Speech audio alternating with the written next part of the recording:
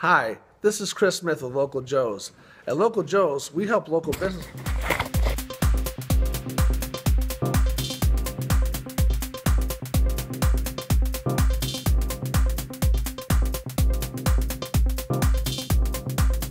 Hi, this is Chris Smith with Local Joe's.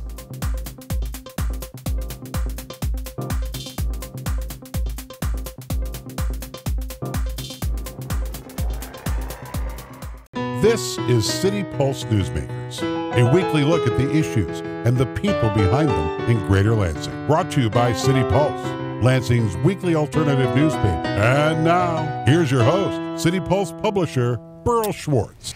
Good morning. Lansing voters will decide on Tuesday whether to renew the parks millage for 5 more years. Here to talk about the park system with us is somebody who should know a lot about it. He's the director of the Lansing Parks and Recreation Department, Brett Kaczynski. Brett, welcome to the show. Thank you. Good to be here. Yeah, it's great to have you. Well, the millage is coming up, and I ran into Randy Hannon, and I said, Randy, if this doesn't pass, you guys should just pack it up, because I do think people really love their parks here. Tell me about what role the parks millage plays in the financing. Well, it's a 1 mil, which for us generates right around $2 million a year. Right now it's a little bit below. Obviously when assessments go up, it's above $2 million.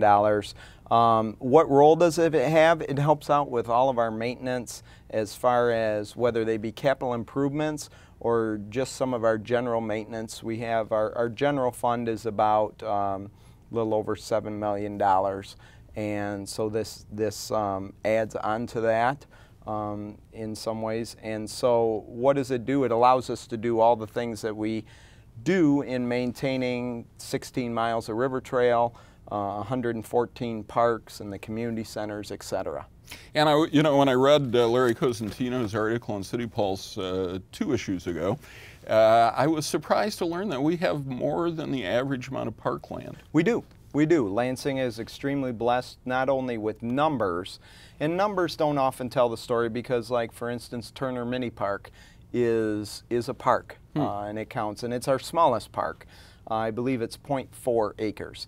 And then we go to Kriego Park, which is over 200 acres. So you really can't always judge by amount of parkland, but our numbers are certainly higher than the average. But then when you add in the acreage, park acreage, yes, we are blessed. We are above the national average in parkland. Now, I know you're hoping that will change in that you want to get rid of Waverly Golf Course, which is part of the park system, and you've run into a stumbling block. What's going on there? Well, we have a situation where we have an offer that was made. Showstack Brothers has put in an offer for that, and it's above the appraised price. And so there's a situation that we're trying to work out right now with Lansing Township. We're interested in selling it. The voters of Lansing voted to sell it. We have a very good price, again, above the appraised value. We think that it would bring tax revenue, to the township as well. We really see it as a win-win for everyone, and to have that money go back into the city and to the park system would be a benefit to us. Well, if we looked ahead 5 years, what do you think will change in our park system? I think we'll continue to see with the county parks millage for the trails. I think we'll continue to see advancement of the trail system. That is very popular right now. We continue to see more people with dogs in parks, and some efforts there, I think, would continue. River access and folks on the river, we've seen a great increase in that, and we see that continuing. When you look into Walmart or any of the sporting goods stores and you're able to see kayaks that are cheaper than bicycles, I think you're going to see a lot more people enjoying that activity along the river, whether it's that or paddle boarding. So we're looking to go with that trend, if you will, and allow people easier access and greater access along the river. In terms of a greenways trail, we have that with our river trail. But when we're talking about a blueways trail, that's something, the infrastructure's there. The rivers are there. And I think in the next 5 years, you'll see some maps, some apps, and greater access for people to come all the way from Williamston right into the downtown on the Red Cedar, connecting to the Grand River, being able to get around the dam system that we have now, whether that's at East Lansing, at MSU there, or at Morse Park, or in Old Town, and to be able to access the river a lot more. I think that's a trend we'll see in the next 5 years as well. I noticed recently the park where the Michigan Princess docks, there's some new signage out there that suggests something is up with that park. What's going on? Right. I mean, this is, again, more people are accessing the river, and we know about that. So we're going to be, we have almost all of the slips for the boat club rented. So that is a very good thing. You don't want too few, and you obviously don't want a long waiting list. So I think we're price point right there. That's always where we've had activity with the rowing clubs as well, and the Michigan Princess is doing some things to enhance their boat there. And so this is something we're talking about it as promoting that as the Marina District, and it's a great view of the river there to be able to go along that Francis Park shoreline, and we improved the other side. So really both sides of the river there, not only Grand River Park but also the Francis Park side. Yeah, we have put some efforts into improving that. Okay. Kriego Park is one of the parks that came back online recently. Why was it down, and why? And tell me about what it offers now that it's open again. Sure. Why it was down, there was some chemical pollution that was taken care of out of there, and that was where we had the park closed for a number of years, I believe from '86 through 2014, if I'm correct, were the years that we had that shut down. The environmental pollution was cleaned up early in that process, and that was paid for by the polluters. And what we were able to do is we had Lansing's largest park, as I said before, was still closed, and had some beautiful amenities with the 15-acre lake. It had the river trail going through it. So we connected the river trail to the 15-acre lake right there across from Evergreen Cemetery, and opened that up, put a canoe kayak launch in there. We're going to be stocking that pond. We're working with MSU to monitor exactly what fish species are in there and what needs to go in there. And so that is something that we're seeing a lot more people access that, and just it's one of those things that you just didn't know it was in Lansing until you're there, and then you go there and it's just a very peaceful place, allowing very passive recreation. We aren't putting in ball diamonds, sand volleyball courts. We aren't allowing swimming there. So more of the passive recreation, the paddle sports, walking, biking along the river trail, those are things we're trying to achieve at Kriego. Now, within the last 5 years, of course, the city went through some very difficult financial times, and we saw the concept of naturalization get introduced in our parks. I think a lot of people said that's really just they can't afford to cut the parks. Is that the case? You know, there obviously is some cost savings when you do not cut areas of the park. It wasn't that we naturalized an entire park. For instance, if I have a 100-acre park, we maybe naturalized a tenth of that. They were strategically placed in different areas. So does it have cost savings? I'm not going to sit here and say that it wasn't, but because there was cost savings to that. But it also enhances the beauty of the park. And for instance, at Washington Park, I point to where right along Washington Avenue, you have a buffer now from a pretty busy street to the park, and able to have that buffer along there. At Ingham Park, we were mowing around every tree. When you're mowing around every tree, you're not going to have tree regrowth in there because you're chopping them up. So to be able to have that natural area there that complements the soccer field that is on the west side of the park, and still has the playground and all those amenities. We still cut grass at the park. We just don't cut around every tree there in that natural area. Well, and it is very pretty over there. Some people are concerned about rodents and that sort of thing. Is it treated in some way? Or? The natural areas, no. We do not chemically treat. Do we have some efforts where we may have volunteers there to pull invasive species? Yes. And we're looking at doing that, for instance, even in Scott Woods. with some Japanese knotweed that's in there. There are garlic mustard pulls that go there. I know the county has coordinated some of those. So in terms of invasives, we do some pulling of those, but in terms of chemical treatments, really haven't gotten into those. Rodents, are there rodents, rats in that? You know, or that it's a mosquito hatchery. We know mosquitoes are from stagnant water laying around, bird bass, old tires, etc. So long grass, it doesn't have pests in it. We haven't had any real complaints of influx of rodents because of that. That usually involves trash, and these areas are clean.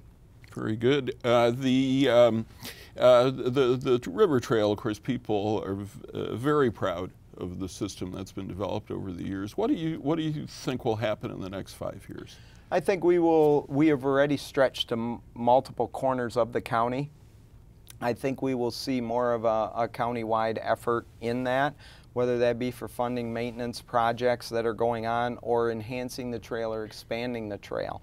We already connect to MSU over by Kircher Ballpark. We now connect at Jolly and Aurelius to the Delhi Township Trail, and then all the way over to Waverly Road on the west side with the South Lansing portion that we just completed.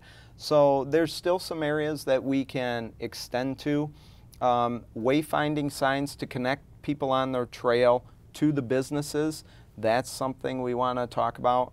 And also some signs you see at McGuire Park where we have the arch, identifying the river trail. Some people go past certain points and you really don't know that it is the trail. So signage to allow them to know where it is, to know where businesses are, to connect to those. I think those are some things that we're going to be working with the county with the Friends of the River Trail as well. These are some goals there. Along with, we have some flooding areas in Potter Park Zoo, areas just to the east of that. Can we connect that or bridge that gap to allow more use? We know the river trail is going to flood in high rain events, but this would allow us greater access during some low flood areas. And you said the system is 16 miles today. What do you think it'll be in 5 years? You know, we have some opportunities to add about 5 miles to the east that would connect into Spartan Village. Maybe it's a little bit less than that. I think it all depends. When you can take off a chunk like we did with 6 miles that were all one property owner in Consumers Energy and get that easement, that's great. The river trail was done in sections much smaller than that. Property owner by property owner, gaining easements, purchasing pieces of land. So it really all depends where you're going. If we're going along the Consumers Energy into the MSU area, those are larger chunks. If we're doing it property owner by property owner, that takes a little bit more time. But I see, you know, easily another 5 miles coming. 5 mile a year. It very well could be that. Well, we're almost out of time, but I wanted to ask you, you get around the country, I'm sure. What is some goal you have, some ideal you have, you hope that you can make progress on in the next 5 years? I think a Parks Foundation. And we have a lot of money off the general fund, and you talked about the stressful times that has had. To be able to kind of merge the public funding with private funding, and also have a group that is the advocate for parks. And we have those all over, but to have that under one umbrella, which is the Parks Foundation, that's a future goal that we have, and I know the Park Board has. It's something we've seen we have a lot of friends groups out there. But to have them under one umbrella with the Parks Foundation, which we talked about again in that article, I think that's something, and diversifying those revenue streams is something. It used to be 100% taxpayer funded.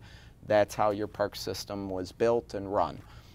Those times are changing, and we need to adapt with them. All right, very good. Brett Kaczynski, who is the director of the Lansing Parks and Recreation Department. And remember, it's up to you on Tuesday. The Parks millage is up for renewal. Now, let's revisit an interview we did last May with Joe Ruth, the vice president of Sparrow Health Systems. Joining me now is one of the top executives at one of the biggest institutions in our area, and indeed in Michigan. He is Joseph J. Ruth, who is Executive Vice President and COO of Sparrow Health System. Joe, welcome to the show. Thanks, Burl. Joe, I'm on Michigan Avenue, as is Sparrow Hospital. I hear those ambulances go by, reminding me a few times a day we're sort of neighbors. And I know Sparrow started farther east on Michigan Avenue, just kind of a small hospital. It's hard to imagine today how it has evolved, but give us an idea of the scope of Sparrow Health System today. Well, and the transformation's been amazing. I've only been here for 8 years, and when I got here, the entire brand new tower had yet to open. And so we've had a rolling opening of those hundreds of thousands of square feet into brand new space, private rooms for our patients, et cetera. And so it's been an incredible journey just in the 8 years that I've been here. An emergency room that has some 60 rooms where we used to have probably a third of that. We still took about the same kind of volume, so I don't know how they managed in that old space. We've added new technologies in the care of cardiac patients. Our entire fourth floor of the tower is dedicated to that. We've just opened a sixth room for cardiac catheterization, both diagnostic and treatment capabilities, and the technology just continues to be more and more amazing. What has happened? Was it just pent-up demand, or have things really dramatically changed in your field? There's a couple things driving that. Unfortunately, the worst part is that as a country, the United States is getting older, and as we get older, we have more and more things go wrong with us. And at least in this country, we're fortunate enough to have the technology and the skills to deal with a lot of those things that decades ago were life-threatening, if not life-ending. And so there's more demand to improve life and our ability to do so. Yeah, I just heard, I think the other day, the fastest growing age group in America is in the mid-80s. Yes, yes. There's some big demographic shifts, so that's been a part of it. And I think we're very fortunate at Sparrow. We've been working really hard to meet the needs of the community, to meet the needs of the region. And Sparrow has become much more of a regional center for care, again, than it was 8, 10, 15 years ago. We have some smaller community hospitals in St. John's, in Ionia, in Carson City, and we receive their sicker patients that they aren't capable of taking care of in those communities. We've reached out into the broader surrounding counties, and I think it's a tribute to the caregivers and the kind of work that they're doing. People are choosing Sparrow. They're choosing to come here in greater and greater numbers. And so all of that is contributing to the need to create new space, more appropriate space, and that's been a key driver of a lot of what you've seen down the street and the noise you hear down Michigan Avenue. And indeed, it brought you here. Tell us a bit about your background. I like to describe myself, I'm a recovering finance guy. I started in healthcare right out of college at Michigan State with a finance degree. Came up through the financial side of the business, and probably 15, 20 years ago actually had a chance to leap over into more of the strategy, marketing, planning side, and now I've gotten a little bit back into the operations that brings all of those things together. So as of June of this year, I will have been in healthcare for 30 years. Back in having graduated in 1985 from Michigan State. Was it just a job that got you started, or was there some desire to be in this field? Actually, there was a desire. When I was in college, I actually spent a couple summers working at a hospital. The first year was on the loading dock, and that made it very clear to me that I didn't want to do loading dock work the rest of my life. When the Gordon food truck came in and you had to unload those huge boxes filled with ketchup and tomatoes, they were really heavy. It was a great workout. I did that for a summer and got to see that end of the business. The second summer, I somehow weaseled my way into more of a desk job upstairs, processing accounts payable and things. And what I saw there was this healthcare thing was pretty interesting, very family-oriented, and it is today. There's a lot of families whose entire brothers, sisters, cousins all work at Sparrow, and so it has always had that close-knit feeling. And I said, that's something that I'd like to do. So as I came out, there was an opportunity back in Saginaw, which is my hometown, to actually get into this crazy business. Yeah, those summer jobs in college are very informative, aren't they? They are, both good and bad. Right. So you start to eliminate things and focus on others. So Sparrow is still a Lansing-based company, right? Absolutely. And a for-profit company. A not-for-profit company. Oh, it is a not-for-profit company, all right. And it is really expanding in some major ways. You've had a series of announcements in the last few months. Tell us about some of the bigger things. I know there's something like $285 million of investment in Lansing in the next 5 years. That sounds about right, and that's always a moving target. We really are trying to redesign the way we deliver care, and sometimes we need to make different investments to do so. Some of the major projects that you'll see up and down the street, one that's not patient care related but just as important, our current cafeteria is in the basement of one of the older hospital buildings, and it is long outgrown its usefulness. It's dark, it's not very inviting. While the food service folks do a great job, most people would choose not to go there. We are going to bring that from the basement up to the first floor of the hospital, tie it into our beautiful lobby that came online about 8 or 9 years ago, and also create a large open window space facing Michigan Avenue and let some light in. Our friends at Michigan State were very generous. They toured us through some of their facilities, including like the new Brody complex. And we got to see more of that open kitchen, perhaps a made-to-order, more healthy meal. And so all of that's in play. So you'll see a mess out front of the hospital. Just this week we moved some of the traffic flow to accommodate that new construction. Across the street from the main hospital and adjacent to our current Sparrow Professional building, probably the biggest thing that we're working on is a brand new cancer center. There will be more than just cancer care in the building, but this will be a new building that's set back from the road. The first 2 floors will be dedicated to cancer care, and again, this is a function of, unfortunately, the growth of that disease, but more importantly, the growth of our service. And right now, they have long outgrown the space that's available to them. And that's called the Herbert Herman Cancer Center. Who were Herbert and Herman? Jim and Judy Herbert are long-standing community supporters of Sparrow. Jim is one of the founders of Neogen, CEO, and just wonderful people. Jim Herman is actually the director, the medical director of the cancer center, and has been here for some time as well. Those two folks cross paths as Jim Herman took care of the Herberts and some of their healthcare needs. Will there be a particular focus there, or is this a broad-based cancer unit? It's a comprehensive unit, so there'll be medical oncology that requires chemotherapy and such. Right now, those folks are crammed into some pretty small rooms. Most of them have windows, but not a lot. We're going to have that up on the 2nd floor that will overlook, as at least currently planned, perhaps a rooftop garden and back into the neighborhood, and so it'll be much more open and visible, a better environment to do that.